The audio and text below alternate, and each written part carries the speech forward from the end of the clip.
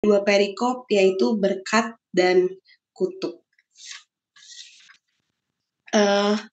Isi dari Imamat pasal 26 ini menceritakan tentang perjanjian antara Tuhan, perjanjian yang berlaku antara Tuhan dengan umat Israel pada saat itu. Kalau kita cari tahu dulu ya, biasanya sebelum kita membahas lebih jauh, kita harus memahami dulu apa sih arti kata yang akan kita bahas pada malam hari ini. Yang pertama kan tadi ada berkat, yang kedua kutuk. Kalau kita pahami secara sederhananya berkat itu adalah suatu hal yang bisa membuat kita merasa bahagia, membuat kita merasa bersyukur. Kalau kutuk itu adalah kebalikannya. Berarti kutuk hal-hal yang membuat kita merasa sedih atau sengsara. Nah, di Imamat pasal yang ke-26 ayat 1 sampai 13-nya di sini menjelaskan tentang berkat yang akan kita terima ketika kita menunjukkan ketaatan. Imamat pasal 26 tadi berisi perjanjian yang Allah berikan pada umat Israel. Jadi ketika Allah memimpin mereka keluar dari bangsa Mesir, Allah tidak hanya memimpin mereka, tapi ada juga perjanjian yang Allah buat untuk memanggil bangsa Israel supaya taat kepada Allah. Nah, ketaatan itu dimulai dari hal-hal yang sangat sederhana. Dari ayat yang pertama sudah ditekankan, ketaatan dimulai dari kita harus menyembah kepada Allah, tidak boleh membuat patung, berhala, dan sebagainya. Kemudian dilanjutkan lagi di ayat yang berikutnya, di ayat yang kedua, ketaatan yang lebih dalam melalui perayaan hari Sabat, dan seperti yang pernah kita bahas juga sebelumnya, bahwa di hari Sabat kita memfokuskan diri kepada Allah, berfokus kepada Allah. Jadi Allah berkenan sekali kepada ketaatan. Allah berjanji kalau kita taat, maka Allah akan memberikan berkat bagi orang-orang yang mau taat kepada Tuhan. Nah, berkat yang dijanjikan di dalam Imamat pasal 26 ini ada banyak dan besar. Seperti yang sudah kita baca juga, kita diberikan musim yang baik untuk menanam, ada diberikan musim yang baik dan menanam, terus berdiam dalam negeri yang penuh damai dan sejahtera, dan juga sebagainya. Nah, dikatakan juga di pasal ini bahwa ketaatan kepada Allah adalah kunci untuk menyambut perjanjian Allah dan juga manusia.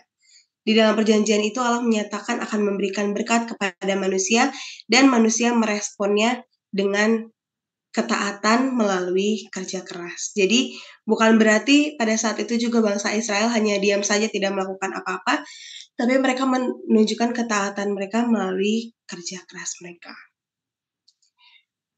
Nah, di ayat 3 sampai 13 tadi sudah disebutkan juga, di situ berisi tentang janji-janji berkat yang Allah akan berikan.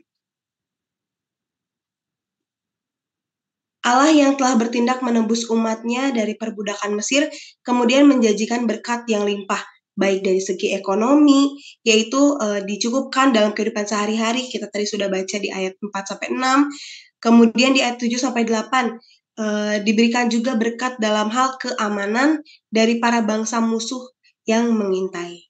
Kemudian diberikan lagi janji berkatnya di ayat yang ke-9, janji berkat itu akan diteruskan kepada anak cucu Israel. Kemudian anak cucu Israel akan menikmati kelimpahan yang dialami oleh generasi-generasi sebelumnya. Di ayat 10 dijelaskan di sana. Terus di ayat 11-12 juga dikatakan bahwa Allah sendiri yang akan menjadi raja mereka, yang akan memerintah mereka dari kemah suci yang ada di pusat perkemahan Israel, dan mereka akan selama-lamanya menjadi umat Tuhan, dan Tuhan akan menjadi Tuhan mereka. Kalimat itulah yang menjadi esensi atau tujuan dari perjanjian yang dibuat antara Allah dan juga bangsa Israel. Ini sebuah janji anugerah. Jadi dikatakan juga bahwa kalau misalnya berkat yang diberikan oleh Tuhan itu sebenarnya bukan upah dari ketaatan, tetapi anugerah dari ketaatan. Karena ketika kita menunjukkan ketundukan dan ketaatan kita kepada Tuhan, itu adalah satu kewajiban sebagai umat Tuhan, karena Tuhan adalah pemilik kita. Jadi kita menunjukkan ketaatan dan ketundukan itu sebagai sebuah kewajiban. Dan Tuhan memberikan janjinya ketika seseorang sudah taat kepada Tuhan, maka Tuhan akan memberikan anugerah berupa berkat. Jadi mungkin pelajaran juga ya untuk saya secara pribadi dan juga mungkin Bapak Ibu dan teman-teman, adik-adik semua, kita sering bertanya-tanya dalam hidup mungkin ya. Kok saya merasa Tuhan tidak memberikan saya berkat gitu. Mana berkat yang Tuhan janjikan kepada saya, mana berkat yang Tuhan janjikan kepada kita. Sebenarnya balik lagi ke dalam diri kita. Dan apa yang tadi kita sudah pelajari, karena berkat itu diberikan kepada orang-orang yang taat. Nah, apakah kita sudah taat sepenuhnya kepada Tuhan? Karena Tuhan itu selalu setia kepada janji-janjinya. Maka kita pun harus setia dalam ketaatan dan ketundukan kepada Tuhan. Nah, kemudian berikutnya ada perikop tentang kutuk. Kutuk atau penghukuman yang Tuhan berikan untuk orang-orang yang mengkhianati janjinya atau mengkhianati ketaatannya. Nah, ada satu hal yang saya mention juga di pelajaran pada malam hari ini. Saya teringat waktu pertama kali kita kelas Pathfinder di rumah Om Darius waktu itu, kita lagi membahas kira-kira hukuman apa sih yang harus kita berikan untuk adik-adik Pathfinder atau kakak-kakak Master Guide yang lupa bawa kacu atau terlambat datang atau tidak hadir ketika acara Pathfinder dimulai. Nah, akhirnya muncullah beberapa opsi-opsi hukuman atau punishment ya, yang kita bilangnya punishment yang bisa diberikan. Nah, satu hal yang menarik, ada usulan yang mengatakan bahwa kalau bisa kita kasih hukuman itu yang membangun, jangan justru menghancurkan mereka. Jadi kita daripada mereka kita suruh untuk misalkan dihukum secara fisik ya, yang sudah mereka merasakan kesakitan misalnya atau mungkin kelelahan, dan mereka juga tidak terbangun gitu untuk mentaati peraturan berikutnya. Tetapi kita lebih memberikan peraturan atau memberikan hukuman supaya bagaimana caranya supaya mereka mau berubah dan mereka bisa terbangun dari hukuman tersebut. Nah, di pelajaran pada malam hari ini pun kutuk dan hukuman yang Tuhan berikan, walaupun kalau kita baca di sini itu kesannya seperti Tuhan itu kejam gitu ya. Tadi kalau kita baca kesannya seperti kejam. Padahal ternyata di dalam pasal 26 ini di perikop yang kutuk, Tuhan ini menunjukkan sisi kasihnya, anugerahnya, dan keadilannya di saat yang bersamaan. Jadi hukuman atau kutuk yang Tuhan berikan ini bukan untuk menghancurkan umat Israel, tetapi supaya mereka diajarkan untuk mau kembali mendengar dan hidup selaras dengan firman Tuhan. Selaras dengan firman Tuhan. Nah, kemudian dikatakan lagi itu di ayat yang berikutnya, di sana dikatakan lagi juga masih di perikop yang sama tentang kutuk. Namun jika masih bersikeras untuk tidak taat, maka mereka akan hancur akibat dari kesalahan dan dosa mereka sendiri. Jadi Tuhan menunjukkan kasih-Nya dengan masih memberikan kesempatan kepada umat Israel pada saat itu untuk mau kembali taat kepada Tuhan. Dan kalau kita baca juga tadi dari ayat yang ke-14 dan seterusnya, hukuman atau kutuk yang Tuhan kasih pun bertahap, dari mulai ringan, sedang, kemudian ke titik terberatnya. Kalau misalnya bangsa Israel atau mungkin pelajarannya untuk kita saat ini, kita masih bersikeras terus untuk tidak mentaati Tuhan, maka hukuman yang akan kita terima pun akan semakin berat di setiap tahapnya. Nah, walaupun tadi sudah dikatakan akan ada hukuman atau kutuk ketika kita memilih untuk mengkhianati perjanjian Tuhan atau mengkhianati ketaatan kita kepada Tuhan, tapi ada hal kedua yang dikatakan, ada kata tetapi di ayat yang ke-40. Ada kata tetapi Allah masih mau menerima bangsa Israel jika setelah itu mereka berbalik dan bertobat. Jadi walaupun tadi ketika mereka bersikeras untuk tidak taat, terus mereka hancur akibat dari dosa mereka sendiri, tapi Tuhan masih membukakan pintu pertobatan. Tuhan masih kasih kesempatan. Tuhan masih mau menerima mereka kalau mereka mau berbalik untuk bertobat kepada Tuhan. Nah, dari situlah Allah menunjukkan sisi kasih dan anugerah dari tindakannya dan berdampingan juga dengan keadilannya. Kutuk diberikan ketika umat tidak hidup sesuai dengan ketetapan Tuhan sebagai pemilik hidup mereka.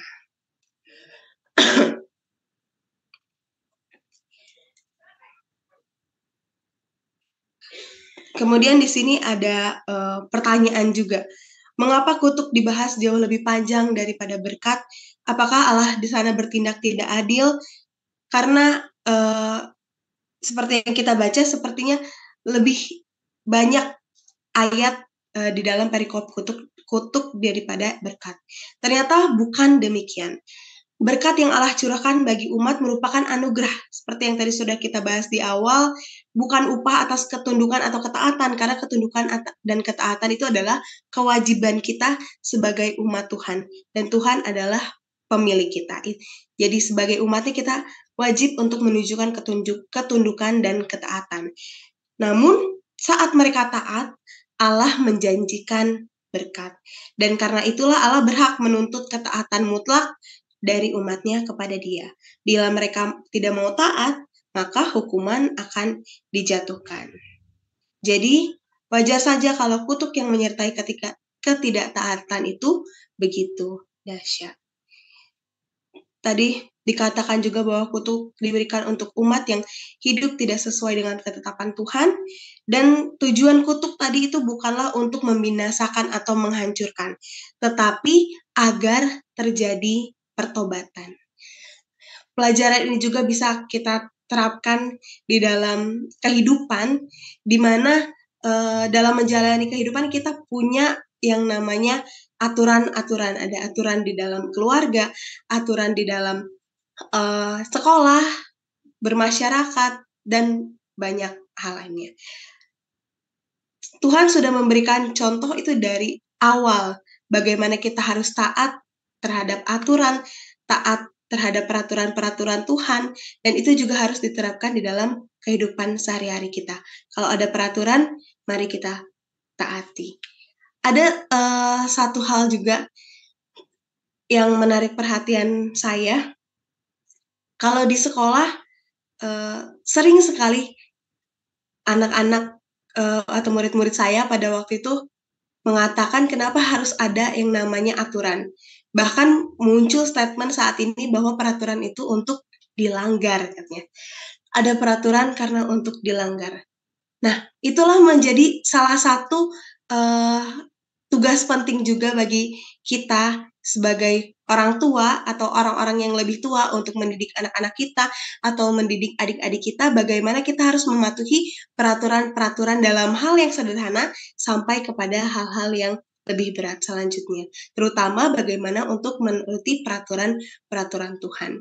Makanya mungkin kalau di gereja terkadang kalau ada adik-adik di gereja, adik-adik yang di kelas anak-anak, saya suka kasih reward sama mereka kalau mereka mau untuk mengikuti satu peraturan yang saya berikan. Misalnya, contohnya sahabat kemarin, Shalom sama Sasha minta permen.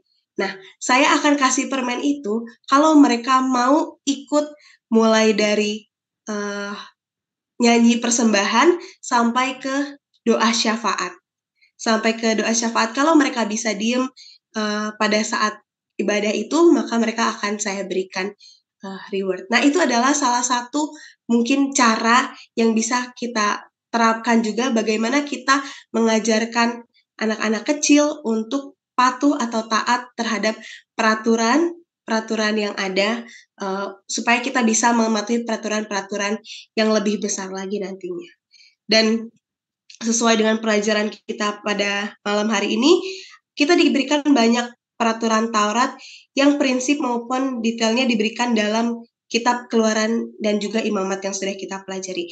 Dan semua itu adalah perintah dan petunjuk dari Tuhan untuk mengatur bagaimana seharusnya sikap umat Allah kepada Allah sebagai sang pemilik kita atau sang pencipta kita. Sekali lagi, kalau misalnya mungkin kita merasakan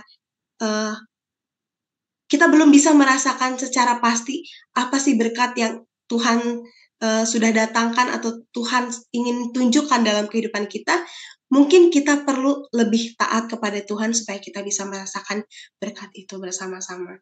Jadi pada malam hari ini juga setelah kita sama-sama belajar kitab Imamat pasal yang ke-26 ini, saya mau mengajak kita semua, khususnya teman-teman orang muda, adik-adik yang masih sekolah, supaya kita lebih mau mendekatkan diri kita lagi kepada Tuhan melalui ketaatan kita kepada peraturan-peraturan sekolah dan juga ketaatan kita dalam mentaati kedua orang tua kita sebagai salah satu media yang Tuhan sudah kirimkan kepada kita dalam dunia ini supaya kita bisa hidup sesuai dengan firman Tuhan.